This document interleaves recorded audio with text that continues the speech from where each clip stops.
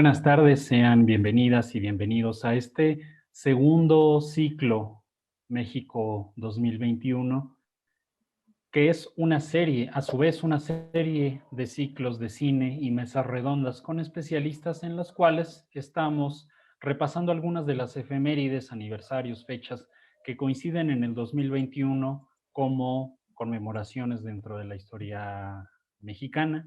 En este caso, el ciclo que nos ocupa, Formas de la Libertad, de qué hablamos cuando hablamos de independencia, reúne o repasa 4 películas del cine mexicano que, si bien no hablan directamente de la independencia como gesta, como hecho histórico, repasan la idea de independencia, de la libertad de unión, de la libertad de credo, a través de la historia mexicana y de diferentes películas, 3 de ficción y un documental, que han reflejado estas ideas. Si esta es la primera vez que nos acompañan, les explico brevemente la dinámica. Las 4 películas han sido recomendadas en las redes sociales de la Cineteca de San Lázaro durante este mes.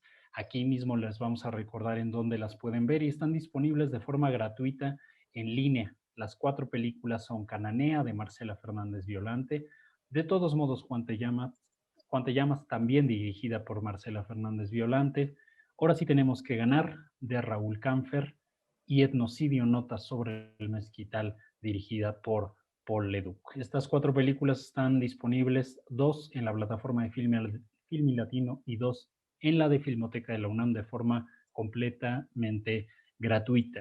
Como cierre de este ciclo, aunque las películas se quedan ahí en línea para el momento en el que ustedes las quieran ver, reunimos a 2 especialistas de muy alto nivel para compartir sus puntos de vista en torno a estas producciones. Y esto no termina aquí. El próximo mes, la próxima semana, iniciamos un nuevo ciclo. Al final de esta mesa les develaremos cuál es el tema que vamos a tratar y después progresivamente cada semana iremos revelando cada una de las películas recomendadas. Entonces, sin más preámbulo, nuevamente agradeciéndoles a todas las personas que se están incorporando a esta transmisión, quisiera pasar a presentar a nuestros invitados, nuestro invitado e invitada de esta segunda mesa. En primer lugar, es de verdad un gusto enorme tener a Norma Lorena Loesa. Les leo su semblanza. Norma es maestra en estudios latinoamericanos, colega y licenciada en sociología por la Facultad de Ciencias Políticas y Sociales de la UNAM.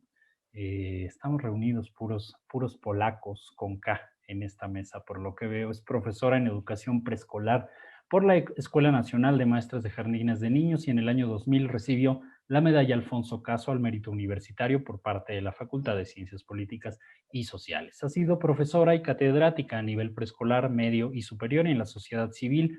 Ha colaborado como investigadora en la Fundación Rigoberta Menchú IAP en Fundar Centro de Análisis e Investigación y como coordinadora de incidencia política en Servicios a la Juventud AC. Ha participado en publicaciones conjuntas como Femme Fatales, 12 escritoras hablan de cine de terror, editada por el Festival Macabro, y en Año COVID, notas sobre el cine y la cultura en el año de la pandemia, publicación conjunta de Correcámara y Alphaville Cinema. Actualmente es consultora en temas de género y derechos humanos, es colaboradora en Correcámara y Artes 9, publicaciones electrónicas de análisis cinematográficos, y en el sitio La Silla Rota, en temas de género y derechos humanos. Norma, muy buenas tardes y bienvenida y muchas gracias por acompañarnos hoy acá.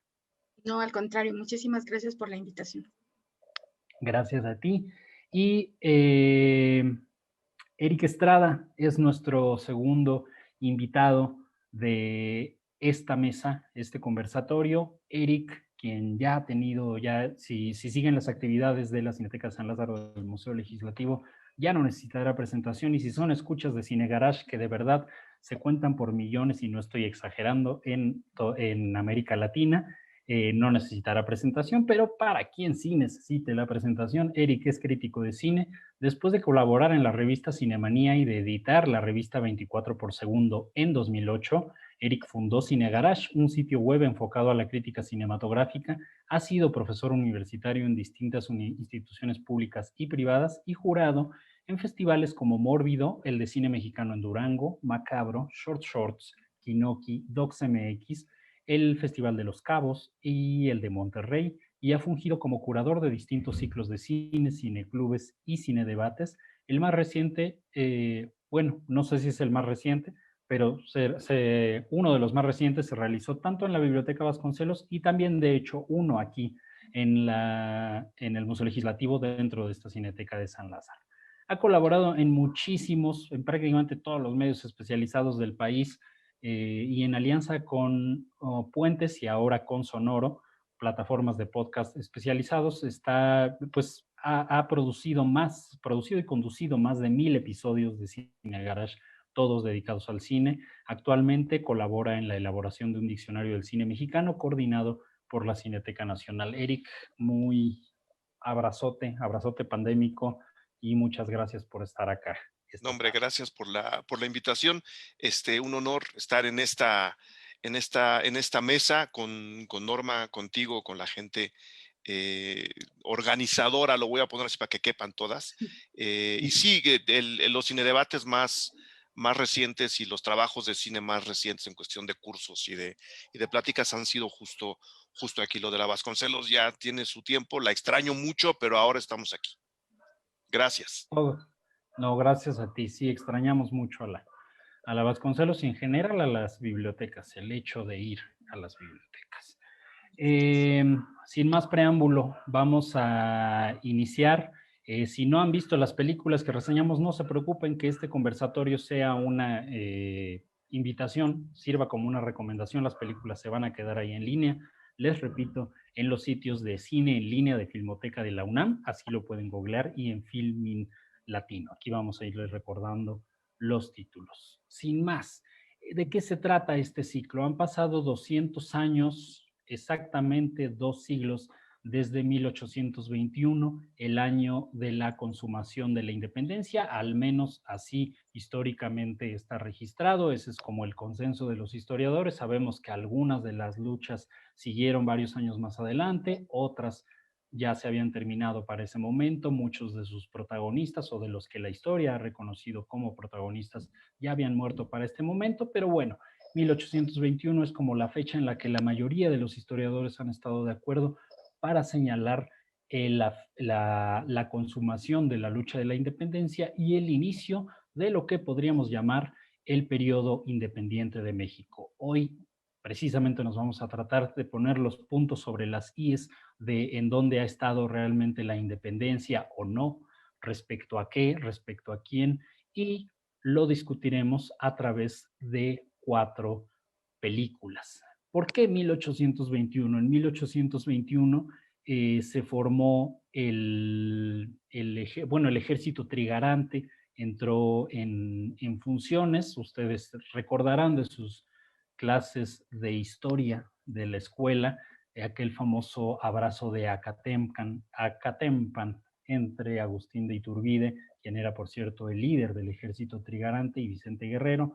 Algunos historiadoras dicen que este abrazo realmente no ocurrió, que es una especie de mito que se ha construido a lo largo de la historia. Bueno, ocurriera o no históricamente, como símbolo ha sido muy poderoso para simbolizar la unión de estas diversas facciones, este pacto entre los diferentes grupos que estaban luchando por la independencia de México respecto a la Nueva España, y que en 1821, bueno, es un punto y aparte en el cual se clausuran varias de estas pues guerras un tanto tribales entre diferentes facciones independentistas, y de ahí comienzan a jalar un poquito más parejo, para decirlo en cristiano, y se empieza a poner de acuerdo lo que iba a ser la organización del México independiente a lo largo del siglo XIX. Las películas que estamos tratando hoy, Cananea, de todos modos, Juan Te Llamas, Ahora sí tenemos que ganar, y etnocidio no tratan directamente de este hecho ni de la lucha de la independencia, sino un poco a manera de alegoría. Hemos visto y discutido 4 películas que continúan la idea de la independencia a lo largo de la historia de México y a lo largo de la historia del cine mexicano, las dos cosas. Comenzaría por ahí. Ya que vimos estas 4 películas, ¿de qué hablamos cuando hablamos de independencia, cuando hablamos de libertad de unión, cuando hablamos de libertad?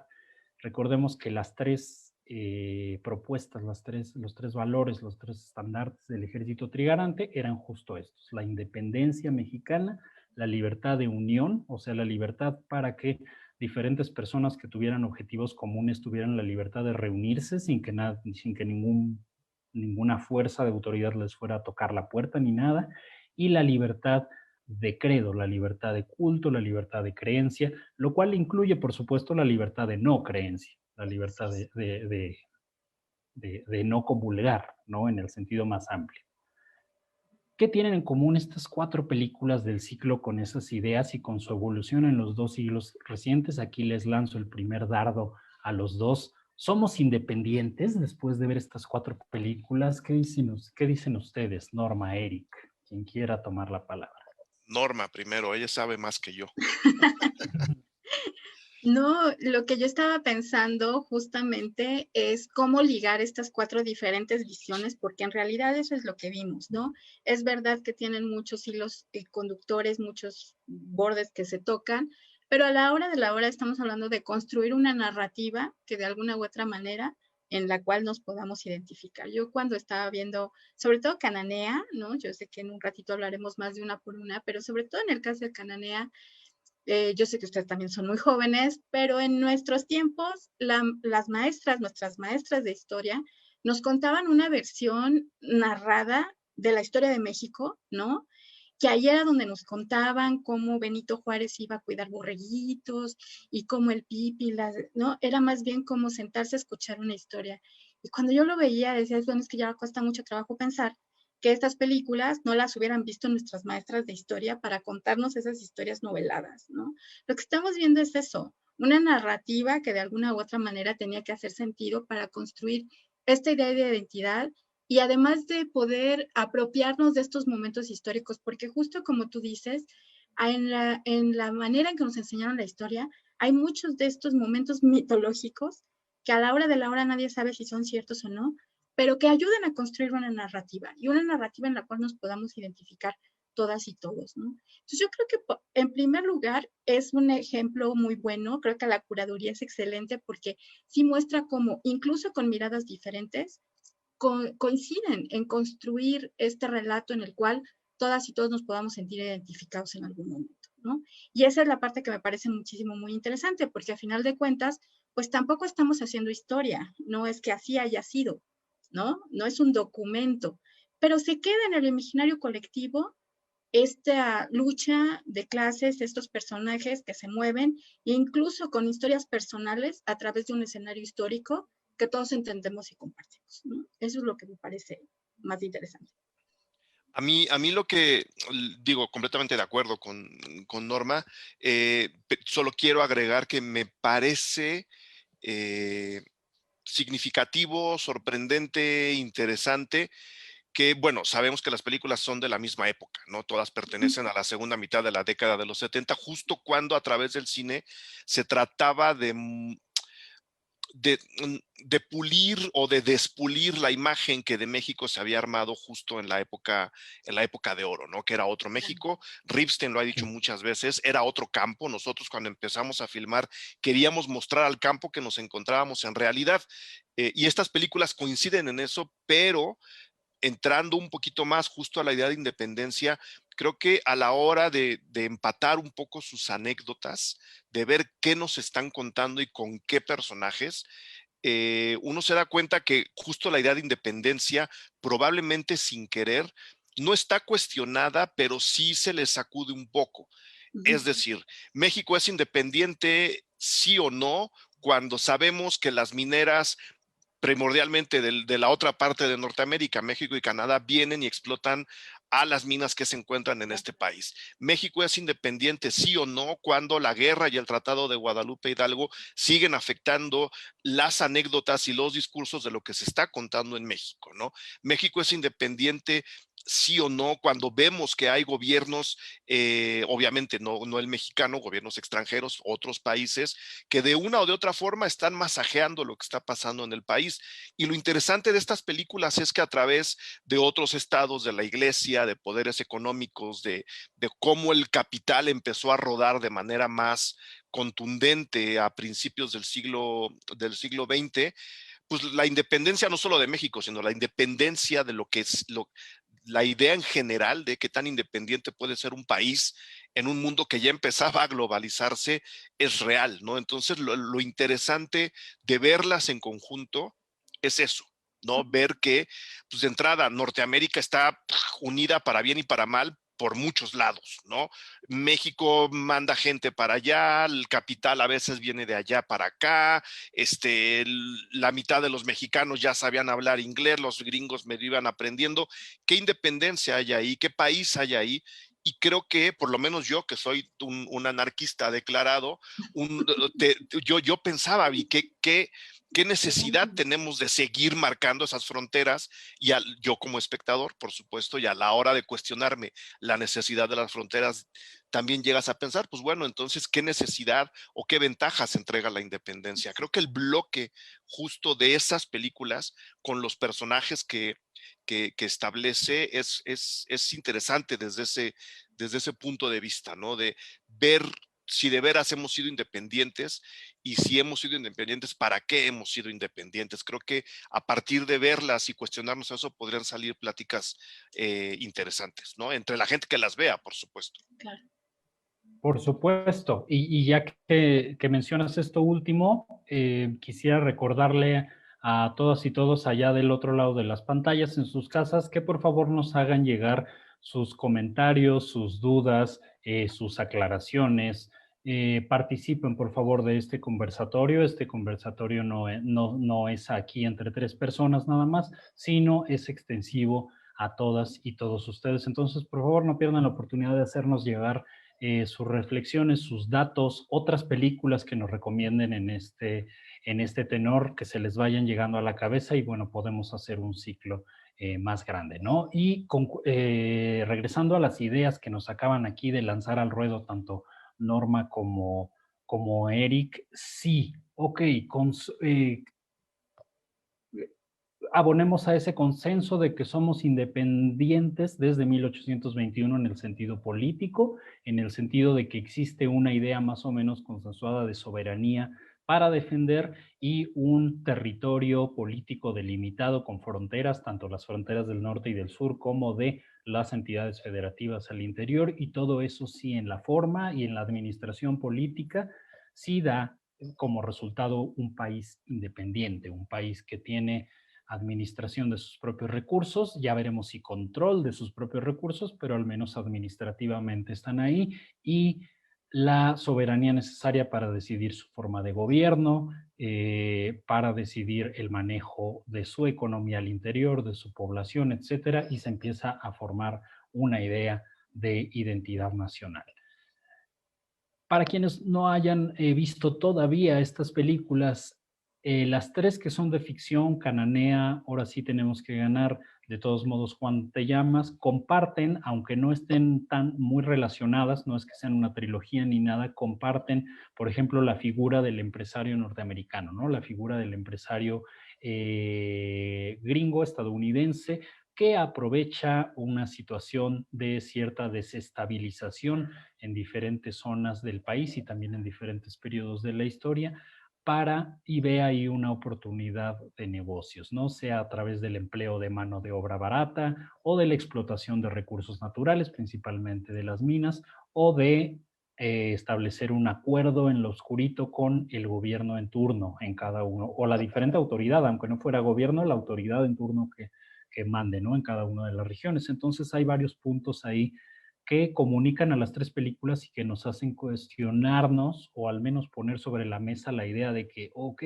somos independientes, existe esta noción de independencia que decía hace un momento, pero entonces, ¿en qué grado somos independientes y si la independencia es la misma para todos y para todas, en todos los estratos y en todos los niveles? ¿Somos tan independientes en lo económico como en lo político? ¿Sí o no? ¿Somos tan independientes en lo territorial como en lo identitario? ¿Sí o no? Entonces creo que la independencia, más allá de una conmemoración, la idea a la que vamos llegando acá es que es un problema a complejizar, es algo a problematizar constantemente, ¿no?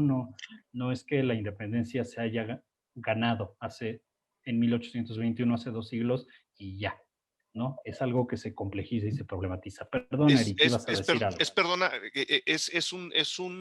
digamos, un proceso que se sigue trabajando y es muy interesante que las películas estén justo ambientadas en lo que podría haber sido, por lo menos, de todos modos, Juan, te llamas el primer centenario de esa independencia. Es un proceso, ¿no? Que no se ha detenido y que creo que de manera también muy bonita incluso choca con la revolución. Es decir, la revolución que también se ha cuestionado cuándo terminó, ya la terminamos, ocurrió, no lo quién ganó la revolución, sigue siendo un proceso vivo, ¿no? A mí cuando gente de fuera me dice, claro, es que cuando terminó la revolución, yo normalmente digo, es que yo creo que la revolución no ha terminado, ¿no? Ese proceso sigue y al mismo tiempo me gusta ahora, a partir del ciclo, pensarlo como la segunda bola de la carambola. La primera es la independencia, que no sabemos cuándo terminó, si es que ya ha terminado, que empuja a la segunda, pero sigue rodando. Entonces hay un proceso, hay un momento en el que esas dos bolas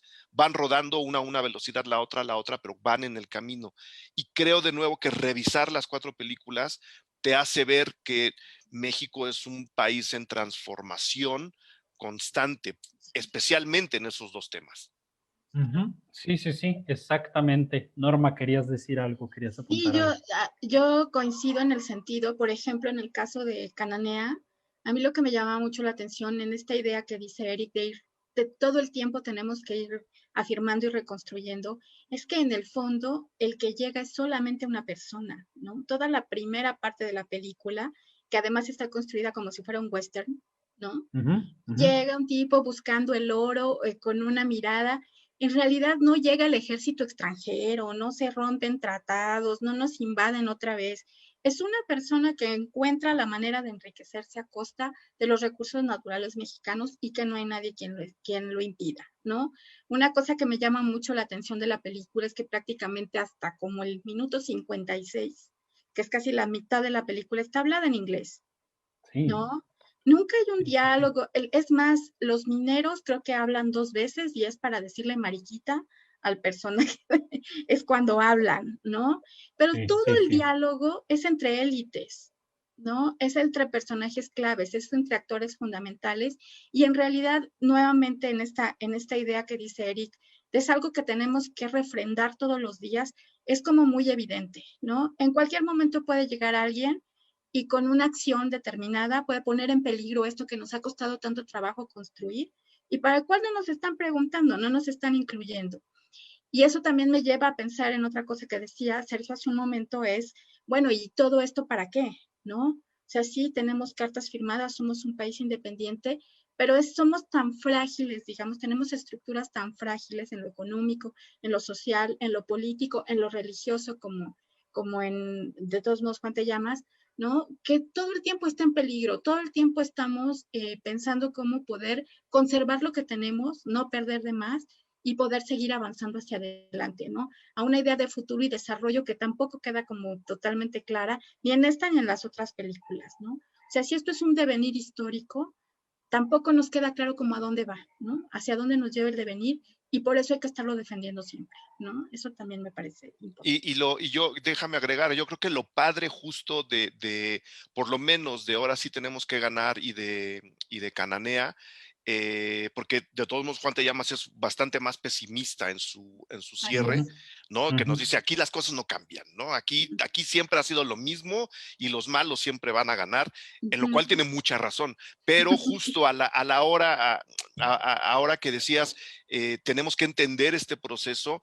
y tenemos que seguir resistiendo y combatiendo justo esas dos películas. Ahora sí tenemos que ganar, y Cananea están desde el discurso diciéndonos, o sea, hemos vivido en la injusticia, los trabajadores que construyeron este país, los campesinos y campesinas que construyeron este país han peleado y han muerto. Nosotros desde el cine tenemos que reivindicar esa lucha para empujar a la gente que está viendo la película a mantener este proceso y en consecuencia a seguir luchando. A mí me entusiasma mucho justo el punto de vista y la posición política de este tipo de películas en este periodo en particular, ¿no?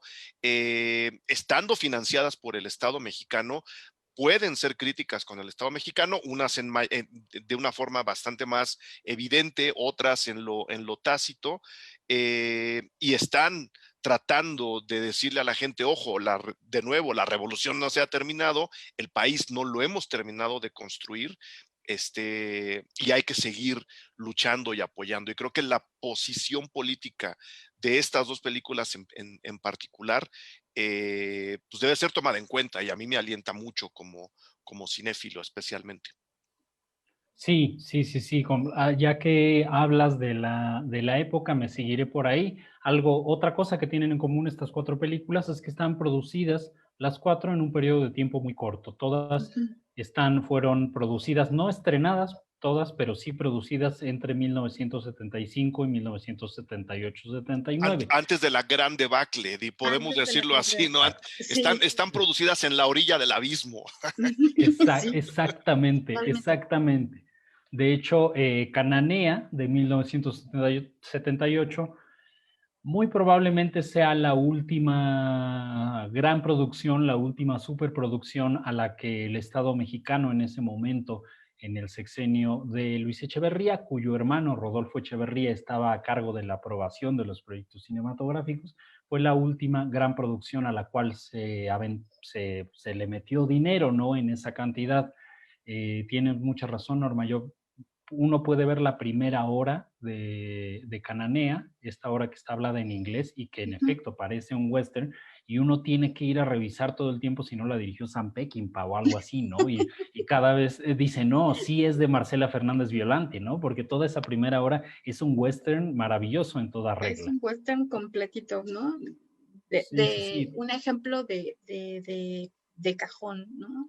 Lo cual, de nuevo, perdón que interrumpa, expande o borra justo la idea de las fronteras, porque si hablamos del western en realidad como género cinematográfico, puede haber western mexicano, por supuesto, le pueden llamar como sea, pero el territorio geográfico real del western, pues hombre, la mitad está en México y la otra mitad está en Estados Unidos, y háganle como quieran, ¿no? Entonces ahí de nuevo, considerando la película desde el género, hay una nueva oportunidad de poder borrar esas fronteras y de decir, a ver, ¿dónde está ese país que nos han dicho y dónde está el otro país que nos han dicho, cuando en realidad podrían ser uno mismo? Geográficamente, prácticamente en esa zona son uno mismo. A mí me gusta siempre pensar esas tonterías, perdón. Es más que evidente, es más que evidente. Ahí está el tren, ¿no? O sea, ¿cómo vamos a hablar de un western si no está el ferrocarril? Sin un tren. Sin un tren, sí, de verdad que no está. Además, también quiero decir que una cosa que me llamó mucho la atención es que sí están hechas con financiamiento público, y en realidad es muy difícil hacer este tipo de películas si no las concebimos como superproducciones. O sea, el diseño de producción de estas películas es impecable. Vean nomás la ambientación, los vestidos, los trajes. Es decir, sí construyeron este México, ya no existía, y eso cuesta dinero, eso implica una inversión muy grande. Entonces habla también de lo cuidada de la producción de películas como esta, que sí tenían un objetivo, que ya hemos comentado, ¿no? De construir esta narrativa, y para eso trajeron a una directora que fuera sumamente competente, con mucho oficio cinematográfico, y le metieron dinero para que fuera una película redonda y que pasaran los años, como estamos viendo ahora, y siguiéramos hablando de ella, ¿no? Exactamente.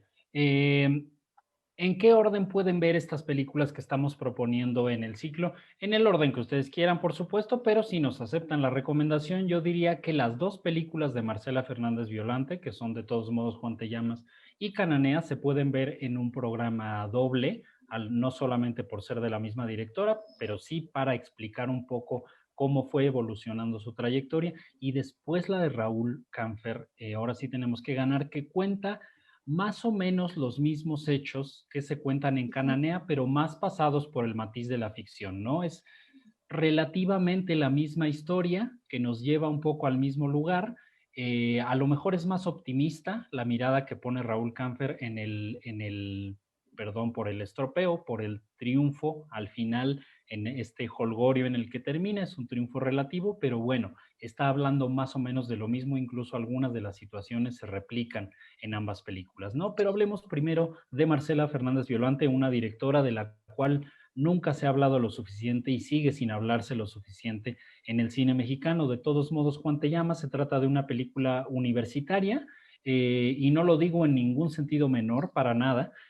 Fue su ópera prima. Ella es parte de la primera generación del entonces CUEC, hoy ENAC, esta primera generación en la que también estaban Alfredo Hoskowitz, por ejemplo, o Jorge Fons, y ella era quizá, bueno, sin el quizá, creo que es la única cineasta mujer, la única directora que estuvo en activo durante este periodo, ¿no? Corríjanme, por favor, si me equivoco. Creo que es la única, sí. Creo que sí es la única. Creo que sí es la única, algo nada raro en el cine mexicano, pues, donde las cuotas han estado limitadísimas década por década para las directoras mujeres, pero bueno, de todos modos, Juan Te Llama se trata de su ópera prima, la película que financió con su escuela, con el CUEC, y Cananea se trata de una de estas películas enormes producidas por el cine estatal dentro de los años 70, y la verdad es que se nota, o sea, la amplitud de la producción de una película a otra y de la ambición narrativa también que tiene. Cananea, no sé si estén de acuerdo, es la película de una directora más segura, más Así es. firme, más echada para adelante con lo que quiere contar. El fotógrafo de Cananea es don Gabriel Figueroa, pues nada Más más ni ni nada menos. menos. Entonces, imagínense una directora jovencita que apenas iba como por su segunda, tercera película, pues dirigiendo, ¿no? Poniéndosele al tú por tú a don Gabriel S.S. Figueroa, para dirigirle la fotografía, ¿no? ¿Qué piensan ustedes de Marcela Fernández Violante? Bueno, yo en primer lugar, yo coincido que es de resaltarse. Estamos hablando de una época en la que las mujeres no teníamos un papel protagonista, ya no digan solamente en la realización del cine, sino que muchas veces, incluso a las actrices, ¿no? También, por más que fueran el soporte en muchas películas, no eran tratadas de la misma manera que los actores hombres, ¿no? Entonces, poder hacer estas películas, insisto, superproducciones. Imagínense lo que era en los años 70, que a una mujer le confiaran semejante presupuesto, ¿no? Eso incluso creo que todavía no sucede en muchos casos, ¿no? Que alguien dijera, tenemos tanto dinero para hacer una película, queremos que sea una película de la más alta calidad, vamos a traer a Gabriel Figueroa, es decir, vamos con todo, y que la va a dirigir una mujer y además una mujer joven, ¿no? Entonces eso yo creo que ya es de por sí un mérito en sí mismo bastante grande. Y a mí lo que me llama la atención es que justamente además, contrario a la que pudiera pensarse, tiene muy pocos elementos como para poder decir que es un discurso afirmativo a favor de las mujeres, a pesar de todo esto que estamos diciendo, ¿no?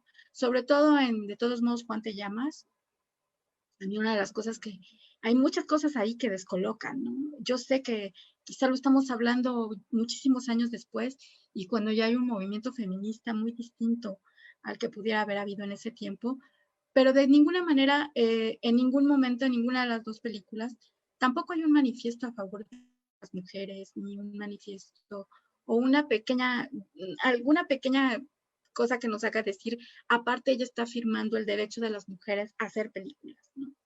Y eso también me llama mucho la atención, porque sí no debió haber sido fácil, sí es un gran triunfo para ella y para una serie de mujeres cineastas de aquella época, el que estas películas sean las que estamos recordando, ¿no? Me parece muy, muy curioso.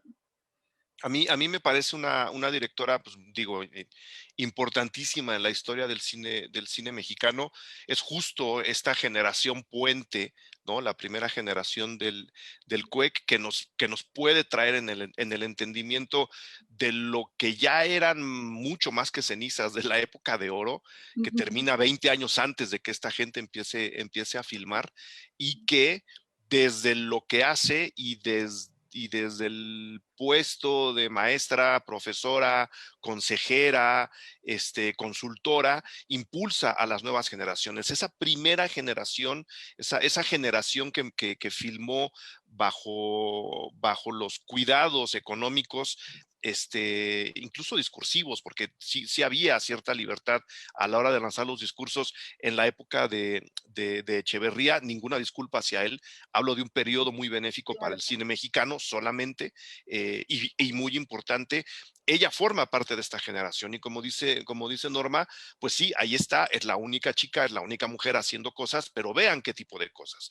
Entonces yo creo que la reivindicación y el discurso a favor de la figura femenina dentro del cine lo hace desde la mejor posición posible en ese momento, que es filmar bien, filmar estas historias y filmar estas historias como deberían de haber sido filmadas, ¿no? Es decir, demostrando lo que la mujer puede hacer sin necesidad de que le digan lo que se les dice siempre a las mujeres. ¿Quieres hacer esto? Ah, bueno, entonces hazlo mejor de lo que lo hubiera hecho un hombre. Ella lo hace desde su posición como una directora con pulso, con poder, y deja la película ahí sin necesidad de estar peleando con los demás. La pelea es necesaria, por supuesto. En este momento, creo que lo que ella hace es tan reivindica de tal forma que seguimos hablando de la Sí. película más allá de los personajes y más allá de la supuesta visión femenina, que es un tema inabarcable que nos llevaría a una mesa completamente diferente. Creo que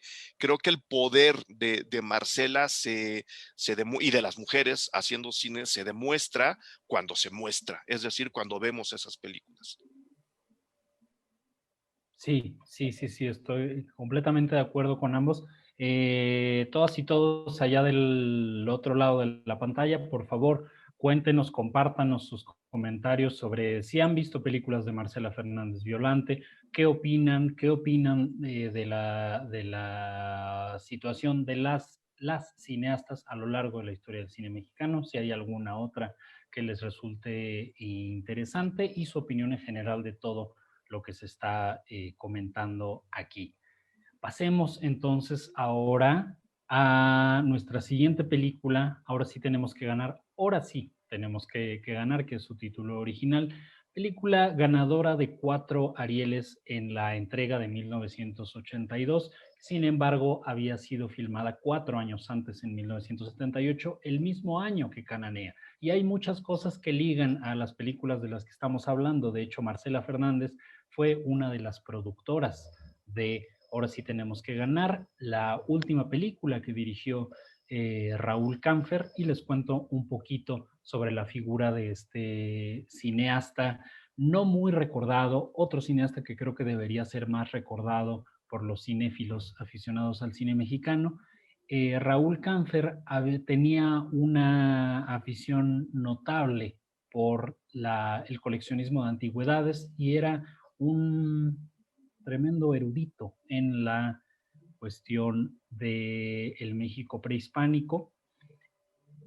¿Por qué les cuento esto solamente como dato de trivia? No. Todo lo que vemos ahora sí tenemos que ganar muchas de las cuestiones de utilería, de los instrumentales que aparecen en la película, algunos de los vestidos, provenían de la colección y de las cosas que se encargaba de comerciar el propio director Raúl Canfer, quien había estudiado también en el CUEC. Muchos de estos datos que vamos a compartir aquí con ustedes nos fueron proporcionados en una entrevista por quien fue el asistente de dirección de Canfer en esta película, el también cineasta Juan Mora Catlet, quien de hecho nos acompañó en la mesa pasada. Ven, todo está conectado, aquí todo está. Es un cosmos. Juan Mora Catlet, que nos acompañó en la sesión pasada comentando sobre Retorno a Aztlán, sobre el cine en México prehispánico, fue el asistente de dirección de Raúl Canfer en Ahora sí tenemos que ganar, una película que fue filmada en Hidalgo, en Real de 14, no, Real del Monte, en la zona de Real del Monte, la zona minera, la que había sido auténticas minas. Estas películas, lo que ustedes van a ver aquí son minas de verdad. Minas de verdad, sí. Minas de verdad. Y es impresionante. Pocas veces tenemos un acceso cinematográfico tan vistoso como este en el cine mexicano de lo que fueron las grandes minas de las regiones tremendamente explotadas en diferentes épocas, y lo digo explotadas no nada más en el sentido de los metales, sino en el sentido humano. Y esta película fue filmada en Real del Monte. Raúl Canfer se llevó para allá a todo su equipo para contar una historia basada en algunos de los cuentos publicados por Ricardo Flores Magón en el periódico Regeneración, en concreto uno llamado El Apóstol, sobre un activista, un militante que llega a una región minera con el pretexto de infiltrarse entre algunas de las personas despolitizadas que trabajaban en la mina y a través del periódico Regeneración hacerlos conscientes o intentar hacerlos conscientes y partícipes de sus derechos. Ven, tiene muchas similitudes con lo que pasa en Cananea, y ahora sí tenemos que ganar. Tiene otro repartazo, un repartazo que incluye a Manuel Ojeda, que incluye a Patricia Reyes Espíndola y a muchos otros y otras de los grandes intérpretes del cine mexicano de los años 70, del que estamos hablando. Le regreso el micrófono a nuestros ponentes, a Norma y a Eric, para preguntarles qué opinan de Ahora sí tenemos que ganar, de Raúl Canfer. Bueno, en primer lugar, a mí lo que más me gusta de esta película es que está hecha con una dirección de arte verdaderamente impecable. Una paleta de colores muchísimo más creativa, ¿no? Porque si bien en las otras películas que estamos hablando de la Revolución vemos muchos tonos marrón, ¿no? Y muchos tonos color arena y verde oscuro, aquí vemos una gama de colores variada. Y otra cosa que me parece muy importante es colocar al centro al periódico Regeneración como si fuera un personaje, ¿no? Lo integra a la trama, le da este valor a las letras, este valor a la idea escrita. Ahí, por ejemplo, es una de las paletas de colores que es como muy creativa. Hay tomas verdaderamente muy artísticas, ¿no? Para contar una historia como si fuera un cuento, ¿no? Como si nos estuviera contando un cuento, utilizando pues todos los elementos que tiene a disposición. La película es muchísimo, muy interesante en ese sentido, porque además de contar una historia, además de hacer un recuento histórico, tiene la intención de hacer un aporte artístico, ¿no? Esas tomas, por ejemplo, son muy hermosas, la estamos viendo aquí en el video, y esa parte me pareció muy interesante, ¿no? Es justo como dice Sergio, estamos hablando con alguien a quien los objetos, donde están colocados, los colores que tienen, la manera que influyen en el relato es importante, y eso se nota a la hora de contar la historia, a la hora de desarrollar la película, ¿no? Entonces, además, es otro mito que generalmente tenemos, que estas películas históricas, estas películas que aspiran a ser documento histórico, que aspiran a recopilar documento histórico, no necesariamente son artísticas. Bueno, pues esta sí lo es, ¿no? Y eso me parece muy, muy interesante de la película, además de que también debe haber sido una gran inversión. Es verdad que gran parte del presupuesto se fue en los sueldos de todos estos actores, ¿no? Hoy ahora pilares indispensables de la industria fílmica nacional. Y también es muy interesante verlos trabajar a todos juntos. Yo estoy completamente de acuerdo. Yo creo que en las otras también hay aportación artística, Claro, cada claro. una en su nivel, pero evidentemente este es donde más se nota. Yo Ujú. tenía, mientras la revisaba, porque pues bueno, esta es una de las películas que ves en la escuela, ¿no? Que ahí en copias de 16, todas rayoneadas, te las pasan en la facultad, que sí, todos somos de políticas, ¿no? Ahí estamos.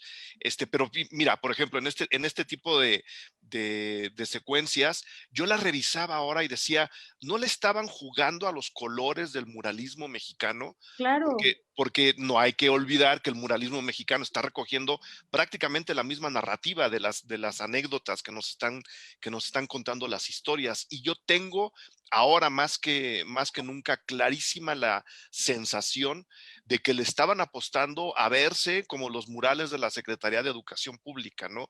En los Sí. colores, en la composición, en el tipo de perspectivas, ¿no? Y justo por ahí es donde está la enorme aportación de la película. Una película, ve ahí, por ejemplo, ¿no? Una película que pudo haber sido tremendamente psicodélica por la época y por lo escandaloso de los colores y de los registros de los celuloides de esa época, termina siendo en una aportación plástica súper bonita y súper entrañable, ¿no? Por supuesto, a Cananea le ayuda que Gabriel Figueroa de repente diga, por aquí van a entrar, me lo imagino, las tomas dentro de la mina, aquí van a entrar los rayos de luz y aquí van a entrar los rayos del sol, ¿no? Y todo va a estar en alto contraste. Esta es otra cosa, esta, como dices, está más del lado del cuento, pero de un cuento muy activo y de un cuento muy radical, ¿no? O sea, lo que nos están contando es para decir, señores, todo esto está lleno de injusticias y a partir de aquí tenemos que reconstruir el país. Creo que es una película, sí, con dinero, sí hubo dinero para los actores. Yo así, metiendo la mala leche, yo solo diría un poquito más de multitudes, le habrían venido fenomenal Súper a la bien. película, ¿no? O sea, son de esos pecados que nunca se pueden salvar, me imagino por qué sacrificaron a las multitudes en lugar de otras cosas, como este tipo de secuencias, pero si yo pudiera ir hacia atrás en el tiempo, yo diría, a ver, vamos a juntar extras, les pagamos con el lunch y vamos a rellenar algunas de las secuencias. Fuera de eso, me parece una película espectacular.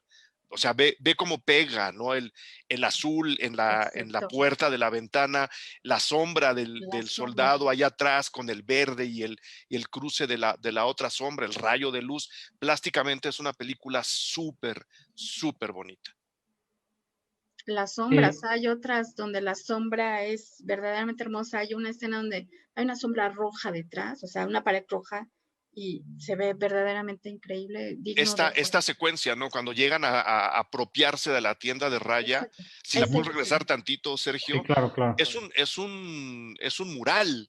O Es sea, un, si tú a eso le pones un poquito más abajo la firma de alguien, esta, por esta ejemplo, que tú ¿no? dices, esta es como para enmarcarla y ponerla, Son murales, ¿no? Esto te son lo murales. encuentras en Bellas Artes con la firma de alguien más, ¿no? Pero la película creo que estaba El azul apostando afuera para y el allá. amarillo El adentro. azul Es afuera, el preciosa, amarillo la adentro. película es No, de preciosa. verdad la película es preciosa, yo Sí, coincido.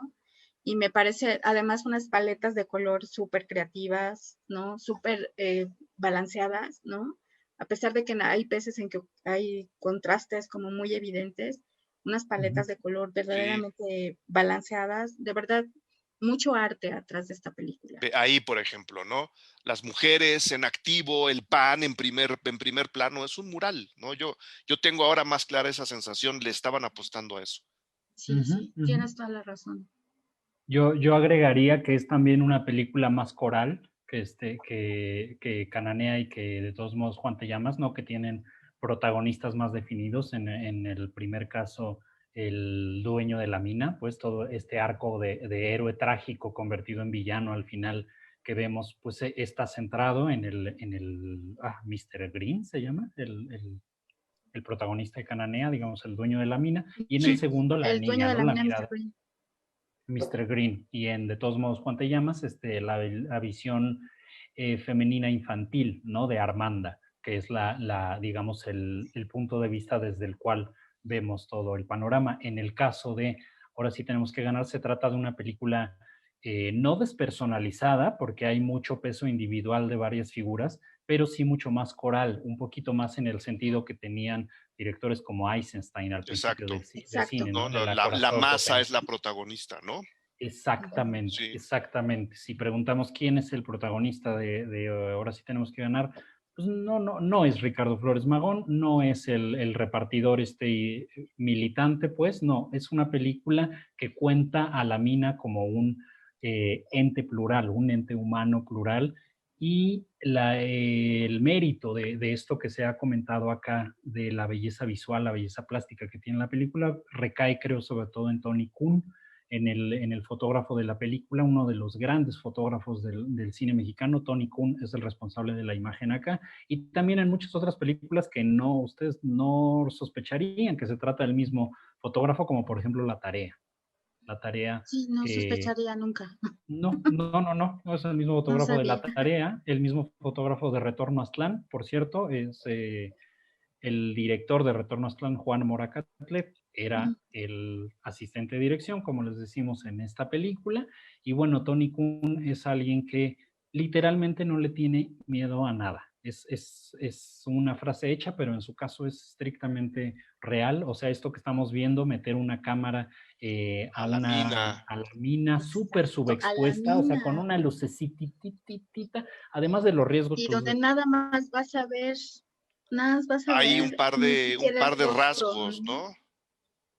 exactamente, Creo que No, de lo, verdad, de verdad. de nuevo, si alguien la ve en este momento y dice, ay, mira, es que se ve cómo la cámara se mueve en el riel que va entrando a la mina, pues bueno, eran limitantes del tiempo. Las cámaras de ese momento no eran para nada como las cámaras de ahora, ya no hablemos de la película, ¿no? Entonces, de nuevo, para la gente que va a ver las películas, si de repente ven cómo lamparea un haz de luz por ahí entrando a la mina, pues comprendan que las películas están hechas en los años 70 y que la tecnología, dada la idea de lo que querían poner en la pantalla, la tecnología les estaba jugando en contra y aún así resuelven la película con una precisión y con un tacto impresionante, ¿no? Aquí es sí. cuando se nota que, híjole, unos 25 soldados más y mira, pum, ese Exacto. no. Es justo ahí cuando se nota, pero la película no tiene una sola falla. No tiene ninguna falla. Y sí, efectivamente, mira, ahí con 25 soldados más, ¿no? Hubiera sido una escena muy diferente. 25 soldados más y 45 del lado de los mineros y mira, o sea, callamos a quien quieras, ¿no? Sí, ¿no? Definitivamente.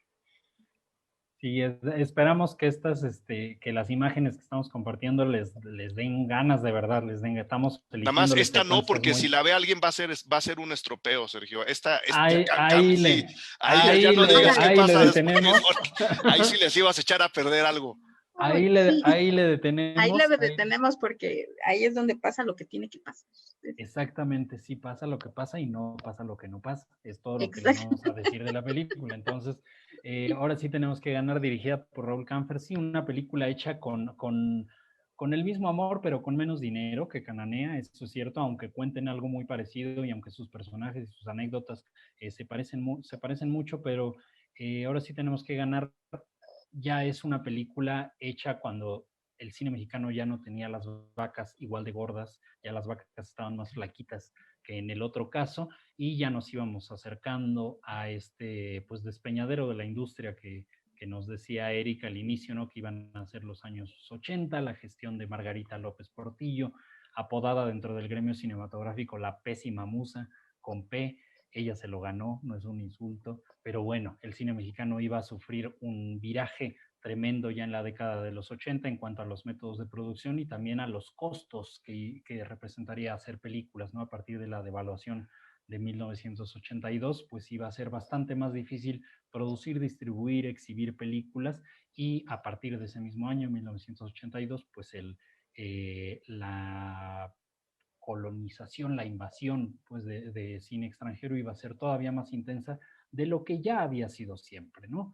Por ahí me gustaría continuar la conversación. Hablamos de dos películas que tienen como eje la vida minera, la extracción de recursos. Seguimos hablando de la independencia, de la soberanía, de estas ideas que venían desde la firma del ejército trigarante en 1821. Sí, señoras y señores, seguimos hablando de eso, no se nos ha olvidado.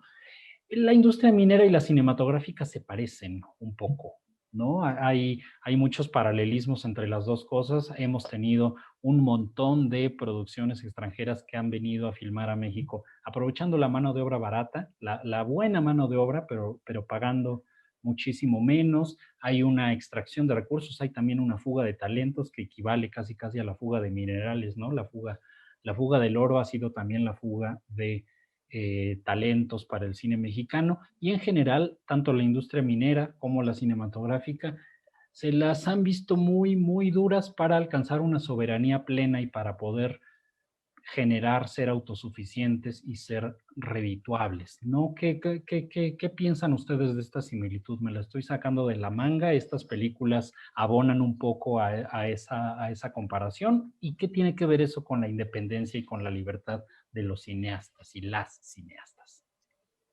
Híjole, yo creo que donde quiera que hay riqueza, se va a provocar avaricia por tenerla, ¿no? Y eso sucede tanto en los recursos naturales como en muchas otras industrias, ¿no? Y lo más triste y lamentable es que hoy por hoy, en ambos casos, seguimos padeciendo las consecuencias, ¿no? De todas estas historias que tenían que ver con la explotación, en donde sí se llevaron muchas cosas y no nos dieron nada a cambio que nos permitiera construir industrias propias mucho más sólidas y que pudieran hacer frente a los distintos embates, ¿no? Ahorita tenemos un chorro de juicios alrededor, además no solamente en el caso tanto de la minera como de la industria cinematográfica, me parece que además destruyendo las pocas cosas que podía haber alrededor, ¿no? Tenemos un montón de juicios en contra de las mineras en el norte de la República, porque no solamente vinieron y sacaron, destruyeron lo que había, ¿no? Y me parece que también aplica al cine. No solamente vinieron y se llevaron, sino no nos dieron la oportunidad de poder solidificar una industria que realmente fuera propia, ¿no? Y que realmente decidiera sobre sus propios derroteros qué películas quería hacer, cómo las quería hacer y sobre todo formar audiencias que estuvieran interesadas en verla, en promoverla y defenderla, ¿no? En ese sentido yo coincido plenamente, ¿no? Y además también lleva implícita una idea de independencia.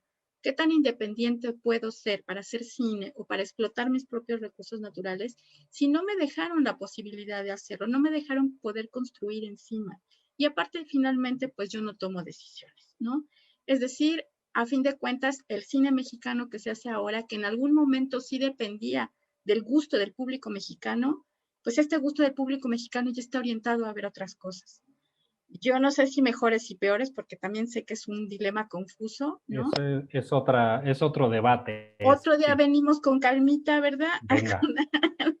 Porque sí, o sea, hemos generado audiencias que ya ni siquiera están interesadas en que repunte una industria mexicana nuestra de cine, ¿no? Que cuente nuestras historias como nosotros quisiéramos verlas en pantalla, porque también es muy cuestionable que las historias de mexicanas y mexicanos que vemos en pantalla realmente sean nuestras historias, ¿no? Entonces, sí me parece que la similitud queda perfecta y sí sirve para ilustrar lo que pasa en ambos lados, ¿no? Me parece que es adecuada. Yo solo agregaría, con lo cual estoy diciendo que estoy completamente de acuerdo, yo solo agregaría que es impresionante que habiendo vivido estos periodos históricos y habiendo visto cómo han actuado los gobiernos en cuestiones como las que narran Cananea y ahora sí tenemos que ganar y lo que pasa, de todos modos, Juan Te Llamas, los gobiernos de ahora, hablando en particular no solo de la industria minera, sino de la industria cinematográfica, no hayan comprendido todavía al 100% que parte de la solución para desatrofiar, yo le llamaría más bien un atrofiamiento a este gusto dirigido hacia otro tipo de cine, como le llama Norma, ahí estoy planteando mi utopía, ¿no? Eso se puede corregir. Que los gobiernos no se hayan dado cuenta que para comenzar a solucionar ese problema, es necesario inyectar no solo a la cultura en general, sino al cine, que es quien recoge las historias, los mitos, las leyendas, nuestras imágenes y nuestras anécdotas a un nivel masivo como ninguna otra arte lo puede lograr, Claro. especialmente en esta parte del siglo XXI. Eso es lo que a mí me angustia bastante, ¿no? Que habiendo visto lo que pasó en la independencia, habiendo visto lo que pasó en la revolución con las mineras, con el saqueo económico, natural, ¿no? Que hemos sufrido, y habiendo visto cómo los gobiernos no reaccionaron en ese momento, ahora no solo no se quiera corregir, sino que se insista en el mismo modelo, ¿no? Y que sigan diciendo el cine mexicano tiene que ser autosuficiente y tiene que generar su propio dinero. No, porque en consecuencia, si no apoyas tú a que otras historias lleguen, que ya nacen en situación en desventaja, si no alientas o abres los espacios para que esas historias lleguen, la situación no va a cambiar nunca, ¿no? Entonces mi angustia está más bien planteada de ese lado, en la inacción del gobierno o en la omisión de lo que el gobierno tiene que hacer con respecto, sí, con las mineras, ¿no? Y sí, con muchas otras empresas que llegan y saquean, pero como el tema es en particular con la industria cinematográfica y la cultura en general, ¿no? Creo que ahí hay un punto que tenemos que seguir empujando para decirle a los gobiernos, oigan, esto es obligación, ¿no? Porque la gente tiene derecho a la cultura, la gente tiene derecho al tiempo de ocio de calidad, en donde está el cine bien hecho, por supuesto, y la gente tiene derecho a conocer y a reconocerse en las historias que ve en el cine, ¿no? Y por supuesto en la televisión y por supuesto en la literatura, ¿no?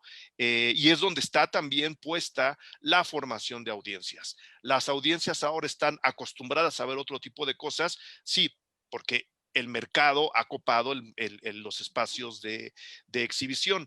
¿Estamos perdidos? No. ¿Toda la culpa es del capital? No, porque el gobierno debió haber aprovechado y nosotros como audiencias también te debemos generar un ojo crítico. ¿Quién debe ayudar a generar ese ojo crítico? Pues bueno, toda la comunidad cinematográfica en su conjunto, desde los que hacen cine en la entraña hasta los que vemos cine desde este lado. Creo que es un problema bien, bien profundo que afortunadamente, por lo menos de nuestro lado, sigue caminando y se quiere solucionar. Habría que levantar más alto la mano y decir, señores gobernantes, aquí hay un hoyo que tenemos que tapar. Amigas y amigos, qué bueno se ha puesto este conversatorio. Vean lo que esta palabra aparentemente chiquitita, independencia, puede generar cuando tenemos a dos invitados del nivel del que tenemos aquí. Pero además, si queremos que ustedes sean partícipes y tienen cualquier tipo de comentario, quieren presentar algún argumento en contra de lo que se ha dicho por acá, por favor no se queden con las ganas de plantearlo ahorita que estamos transmitiendo en vivo. Nos quieren recomendar otra película relacionada que se les venga a la mente, quieran plantear alguna pregunta, alguna duda o quieren que digamos en otras palabras o expliquemos mejor algo que no haya quedado claro antes, por favor, el espacio es suyo, el espacio es de ustedes y mientras vamos cerrando con la última de las películas que integraron este ciclo, que ya no se trata de una ficción histórica, se trata dolorosamente de un documental completamente verídico o veraz. Etnocidio, nota sobre el mezquital, dirigido por Paul Leduc en 1978. Además, lo programamos como una forma mínima de homenajear la memoria del propio Paul Leduc, fallecido hace muy poquitos meses aquí en la Ciudad de México. Esta pequeña contribución nuestra a la difusión de su trabajo con un documental que también borda alrededor de la idea de la independencia, porque eso se nos olvida desde primero de primaria cuando tenemos nuestras primeras clases sobre la independencia de mexicana y Miguel Hidalgo y el abrazo de Acatempan y ¿por qué no puedo? Acatempan y todos estos mitos históricos de los que ya hablamos al inicio. ¿Dónde quedan? ¿Dónde quedan los pueblos originarios? ¿Dónde quedan las lenguas originarias? ¿Dónde quedan las otras formas de organización de la vida, de la sociedad? Otro tipo de estructuras, de modos de entender ideas como el Estado-Nación. ¿Dónde quedan todas esas alternativas cuando se firma el Acta de Independencia en 1821 y en el país que se construye en consecuencia de esa resolución? No un país que se construye sobre una base monolingüe, con el español como centro de todo, pero además como centro hegemónico y aplastante de todo, y las formas de organización derivadas de la organización colonial y virreinal, ¿no? Tanto en las industrias, en la educación, en las ciudades, en la forma de crecimiento de las ciudades, incluso en los nombres que llevan los estados, las regiones y las personas mismas, ¿no? En todo este desarrollo de lo que hemos hablado como independencia, unión, libertades, en dónde quedan los pueblos originarios. Etnocidio, nota sobre el mezquital, es un documental que se acerca a una comunidad Otomí, en el Valle del Mezquital, por supuesto, en la zona de Hidalgo. Curiosamente, la misma zona en la que fueron filmadas las otras películas, que también están filmadas en Hidalgo y en sus alrededores, pero les pone la mirada sobre esta comunidad con un estilo muy autoral basado en un alfabeto que va recreando varias etapas y varias visiones sobre la forma de vida. ¿A ustedes qué les provocó? ¿Qué les parece? ¿Qué opinan de Etnocidio Noto sobre el Mezquital? Bueno, en primer término, hablar de Paul Leduc, bueno, es hablar de de palabras mayores. Dentro del cine mexicano nunca fue un cine ingenuo, siempre fue un cine propositivo y con un propósito claro, ¿no? Y esta película no es la excepción. Esta no nada más es ganas de prender la cámara y a ver qué sale, sino de hacer una denuncia. Y hacer una denuncia utilizando todos los medios artísticos, culturales, posibles, ¿no? Para poder hacer llegar el mensaje lo más lejos que se pudiera. A mí me da la impresión, curiosamente también es la última que vi del ciclo, y me parece que es la manera perfecta de decir, bueno, queríamos independencia, ¿para qué? ¿No? Y todo lo que pasó, y todo lo que hemos hecho, y todo lo que peleamos, ¿para qué? Si finalmente las personas que debían ser independientes no lo son, ¿no? A mí lo que me gusta del documental, sinceramente, en comparación pues con las otras películas, es que aquí sí la población indígena, aquí sí los desposeídos, aquí sí los marginados ocupan el lugar central. Aquí sí escuchamos sus voces, aquí sí los vemos, aquí sí nos dicen lo que piensan, cómo viven y cómo se ha transformado la vida a partir de una promesa de independencia, de bienestar y de desarrollo que nunca llegó, ¿Puedo ¿no? interrumpir tantito, Claro, Norma? Porque adelante. creo que ahí digo, yo soy un fan absoluto de Don Paul, pero y veo este documental como un elemento, una pieza vanguardista, pero ahora que dices, ¿no? Ahí están los oprimidos, ahí están los marginados. Creo que el documental incluso alcanza niveles de sutileza en donde te dice que estas, yo ya les llamo naciones, yo estoy adoptando un poco también el discurso de las otras de las otras naciones de esta parte del mundo que fueron invadidas y que fueron colonizadas. Creo que el documental es tan poderoso y tan sutil en este otro discurso que te dice, mira, estas otras naciones que ya estaban aquí antes de la colonización fueron orilladas, fueron marginadas y han sido pauperizadas. O sea, sí, le da la voz a los oprimidos, pero por debajo te está diciendo, ojo, también te estoy diciendo cómo se les ha oprimido desde que este país empezó a quererse llamar como un país independiente. Si hubiésemos dejado florecer a estas culturas, no estarían viviendo como están viviendo. Y creo que el documental va colando ese otro discurso de una manera súper poderosa. Perdón. No, no, no, está perfecto y justamente complementa porque coincido totalmente. O sea, esta idea de nación, ¿no? De cómo concebimos a la nación, dejando fuera a los pueblos originarios, ¿no? Esta nación que queremos que sea uniforme, que haya desarrollo y que haya progreso, pero en donde no hemos volteado a ver a quienes ya estaban aquí y a quienes ahora sí, como se dice popularmente, pues no les hizo justicia a la revolución. ¿No? Sí queríamos ser un país independiente, ¿para qué? ¿No? ¿Qué hicimos con esa posibilidad histórica de construir una nación diferente donde estoy de acuerdo, que fuera plural, que fuera diversa y que reconociera todas las distintas formas de ser mexicano y mexicana con las cuales convivimos todos los días, ¿no? Entonces, yo creo que ese es un aporte muy valioso. Solamente alguien como Leduc podía hacerlo, también me queda claro. Es un artista que siempre puso por delante una convicción no solamente personal, sino también política, social, sin temor a expresarla mediante sus películas, y por eso son tan valiosas, ¿no? Porque justamente ahorita que hablábamos de la industria, no todo el cineasta, no todas las cineastas, no todas las personas que hacen cine se comprometen de esa manera con una posición política, y él siempre lo hizo, ¿no? Entonces, eso también es importante recuperarlo en un momento en el cual estamos hablando de, bueno, ¿y independencia para qué? ¿No? Me parece muy Claro, importante. independencia para qué, desde el punto de vista, por ejemplo, de la esclavitud, ¿no? Está Claro. esta como decías hace rato, esta historia de la historia en donde te dicen, claro, el cura Hidalgo se levantó en Dolores y parte de sus ideales era terminar con la esclavitud. No, pongamos que eso era cierto y sí, eventualmente se termina con la esclavitud en el proceso después de la independencia. Pero luego llega Paul Leduc y te dice, mira, en 1970 y tantos, la gente a la que se le iba a quitar la condición de esclavo y se le iba a dar la libertad, está siendo esclavizada por el propio Estado que se fundó en esa idea de independencia, ¿no? A través de las refinerías y a través de estos trabajos mal pagados, en donde las empresas se quedan con parte del sueldo. Esta era la idea de independencia que teníamos para estas personas y esas personas te dicen, es que aquí no ha habido ninguna de las promesas que nos dieron, hablando de las refinerías, por ejemplo.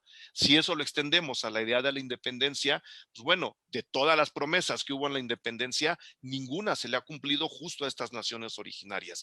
Y hay un dibujo del esclavo contemporáneo de nuevo vanguardista, no solo porque toda la crítica al neoliberalismo, que ya vemos ahí con todos sus detalles, toda la crítica al neoliberalismo que ahora se da y que está muy fundada en la idea de si queremos terminar con eso, hay que terminar también con los combustibles, por ejemplo, ¿no? Como el petróleo, pues bueno, de alguna forma también hay un cuestionamiento a necesitábamos una refinería tan grande que le quitara las tierras a los campesinos y que no permitiera que los campesinos fueran campesinos.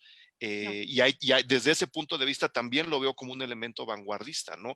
Hay una crítica ya de entrada desde esos años a lo que el petróleo representaba y significaba no solo a nivel global, sino a nivel territorial, ¿no? Hay un dato ahí en la película que te dice en no sé qué años, no son muchos además, me parece que se va a los años 50, habría que checar ese dato, el 80% de la población de esta región eran campesinos.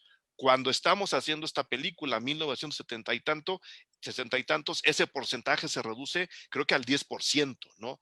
10% de una comunidad campesina en donde todos eran campesinos antes no es nada. Y creo que esos cuestionamientos al sistema nacional y en consecuencia al sistema global, porque esto pasó en todo el mundo, hacen de esta pieza algo, insisto, tremendamente vanguardista. Y ahí de nuevo coincido con Norma, como lo he hecho durante toda la plática, igual que con Sergio, pues sí, solo Paul Leduc.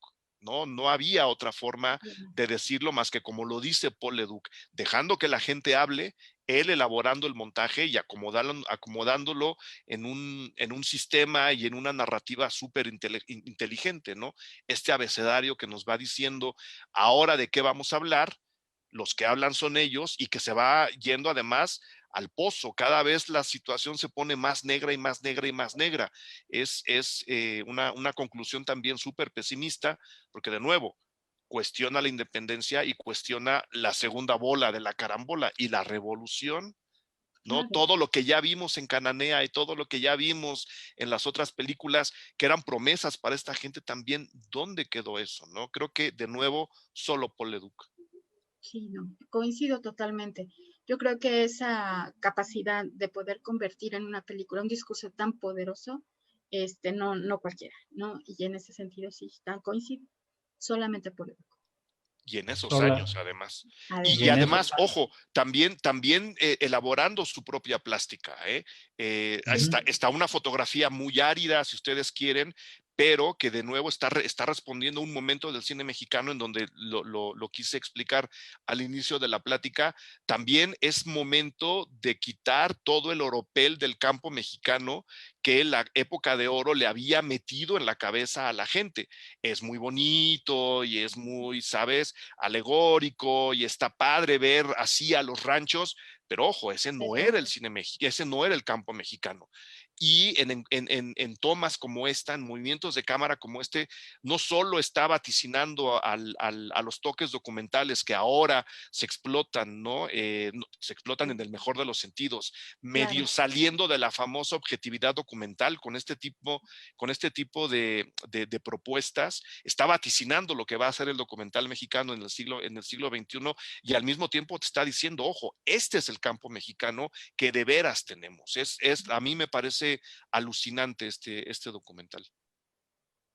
lo es, y es El último, la cuarta etapa, la cuarta escala de este ciclo, Formas de la Libertad, ¿de qué hablamos cuando hablamos de independencia? Que les estuvimos recomendando durante este mes. Como pueden ver, nuestra intención con esta curaduría no era tanto programar películas celebratorias de la independencia como gesta heroica. En ese caso habríamos programado La Virgen que forjó una patria, de Julio Bracho, Hidalgo, de Antonio Serrano, la de Demián Bichir, Morelos, también de Antonio Serrano. No, nos interesaba un poco más complejizar y problematizar la idea misma de la independencia en etapas mexicanas posteriores a la independencia, y esperamos que hayan encontrado pues rica o interesante esta curaduría. Si no vieron las películas y esta charla, cruzando los dedos, les dio apetito, les dio ganas de ver las películas, les recordamos que tanto Cananea de Marcela Fernández como Etnocidio de Poleduc las pueden encontrar en Filmin Latino, en la plataforma de Filmin Latino, mientras que de todos modos Juan Te Llamas y Ahora sí tenemos que ganar de Raúl Camfer las pueden encontrar en Filmoteca de la UNAM dentro de su sitio Cine en Línea. Las 4 son totalmente gratuitas y no se terminan ahorita con este siglo. Las películas están ahí puestas de forma permanente, esperamos, y si les da la tentación de salir, que digan, ay, ya están vacunando a mucha gente, ya podemos salir a la fiesta, amárrense las manitas y digan, mejor vamos a quedarnos aquí en la casa a ver Todavía una de no, las... todavía no. Todavía no, aguanta tantito más. Digan, mejor vamos a quedarnos aquí en la casa a ver alguna de las películas que recomendaron estas personas en el Museo Legislativo, en la Cineteca de San Lázaro. Y pues bueno, me parece que no hay en este momento algún comentario, no nos han puesto por acá. Les cuento rapidísimo para irnos despidiendo, para ir cerrando. Iniciamos el siguiente ciclo la próxima semana, nuestro ciclo de mayo, que está dedicado a la figura de los y las educadores y educadoras, a los profesores y profesoras en el cine mexicano. No tenemos la de Cantinflas, esa no nos gusta tanto, tenemos otras que complejizan más la función de la educación en México, en la historia de México. Nuestro próximo ciclo arranca la próxima semana, se llama 100 años de la fundación de la SEP, la promesa de un destino. Ese es el título de nuestro siguiente ciclo y conmemoramos los 100 años desde 1921 de la gesta vasconcelista que culminó en la fundación de la Secretaría de Educación Pública. A eso vamos a dedicar el mes de mayo. Así que esperamos que nos puedan acompañar en los siguientes ciclos. Estén pendientes de las redes sociales de Cineteca de San Lázaro. Ahí se van a ir poniendo semana por semana las películas, la película cada semana que se va recomendando, 4. Y al final tenemos mesa redonda, todavía no les digo quiénes, pero son 2 invitados, un invitado y una invitada, de la misma altura de quienes tuvimos hoy. Así que imagínense, va a ser fiesta otra vez. ¿Alguna conclusión, algún cierre que nos quieran dar cada uno de ustedes, Norma, Eric?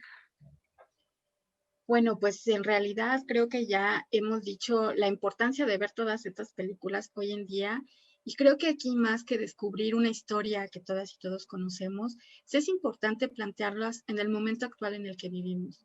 Muchas de las cosas que estamos discutiendo ahora, por ejemplo, el papel de las mujeres, no solamente en la industria fílmica, sino cómo vemos representadas a las mujeres en estas películas, por ejemplo, a la población indígena, a las mineras, ¿no? Ya hablábamos un poco de lo que se está viviendo ahora, por ejemplo, en los conflictos entre comunidades y mineras, pues nos habla mucho para decir, este México no se ha ido del todo, este México está aquí y de alguna u otra manera tenemos que encontrar la manera de resignificarlo en nuestra cotidianidad. Entonces, a mí me parece que el cine salva de muchas maneras y esta es una, porque finalmente nos ayuda a comprender mejor nuestro presente mirando un poco hacia el futuro.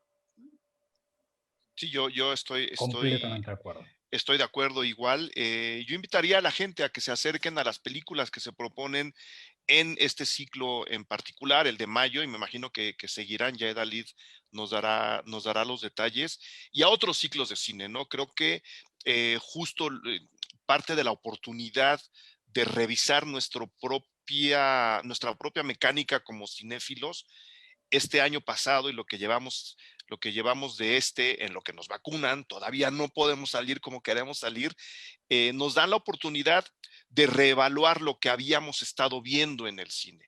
De nuevo, el gusto de mucha gente está atrofiado porque la oferta está muy manipulada hacia nosotros, pero no es culpa totalmente nuestra, no es culpa totalmente de ese mercado. Todo eso puede embonar para generar una visión interesante en cada uno de nosotros. No hay una visión correcta, no hay una visión superior o mejor. ¿Les gusta ver cine de entretenimiento y de Godzilla contra Kongs? Está padrísimo, a mí también me gusta, pero si ahora tenemos la oportunidad de estos ciclos para complementar nuestro propio gusto cinematográfico, aprovéchenlos, porque son gratuitos, porque hay calidad y porque podemos platicar de otras cosas distintas a las que hablamos allá. Y en esa diferenciación de oferta, cada uno de nosotros vamos a salir ganando. Entonces, si quieren ver aquellas películas, está perfecto, no hay ningún problema, pero tomen mucho en cuenta lo que está ofreciendo en este caso este cineclub. Exactamente, exactamente. Y bueno, yo les agradezco enormemente y de corazón a Norma Lorena Loesa, a Eric Estrada que nos hayan acompañado. La próxima semana iniciamos con 100 años de la SEP, la promesa de un destino, y te regresamos el micrófono, Edalid, para que nos des las últimas palabras. Muchas gracias a todos, muchas gracias por aceptar la invitación. Creo que la transmisión en vivo empezó después, pero al principio había dado los correspondientes agradecimientos a nuestras autoridades, a la Secretaría General, a la Secretaría de Asuntos Parlamentarios, a la Coordinación de Sistematización de la Información a Bibliotecas y Museo. Muchas gracias por el apoyo, ¿no? Y la autorización de hacer estos eventos, estas actividades que, como ustedes dicen, ¿no? Son para reflexionar. Tenemos mucho tiempo para ver todo tipo de películas, ¿no? Pero estas son muy importantes también. Para cubrir, ¿no? Para cubrir todo, integrar, ¿no? nuestro propio conocimiento, ¿no? Como mexicanos también, ¿no? Entonces, yo les agradezco muchísimo la invitación.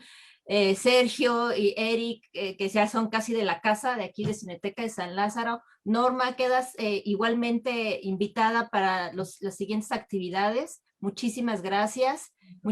Por ahí hay algunos comentarios de Carla Chacón. Muchas gracias, Carla, que felicita por las propuestas de estos ciclos. Felicita a Eric por el brillante curso que hizo también aquí en Cineteca de San Lázaro, Terremotos Cinematográficos, que fue un curso muy exitoso. Y a Norma le manda muchos saludos. Carla Chacón, muchas gracias, Carla, por estar aquí en la transmisión en vivo, y como dice Sergio, nos vemos el próximo mes con el siguiente ciclo de los 100 años de la creación de la SEP. Entonces, pues yo ya me sé las películas, pero no se las voy a decir porque va a ser una sorpresa igual. Entonces, ya viene el flyer, Así es, ya vienen los... Ya nos dijo que la de Cantinflas, no. Así, la de ándale. Cantinflas, no, otros maestros más interesantes. Sí. No, ese ya es una pista. Pues muchísimas gracias, muy buenas tardes a todos y muy buen fin de semana. Muchísimas gracias. Gracias. Cuídense Hasta mucho, luego. todas y todos por allá. Cuídense mucho.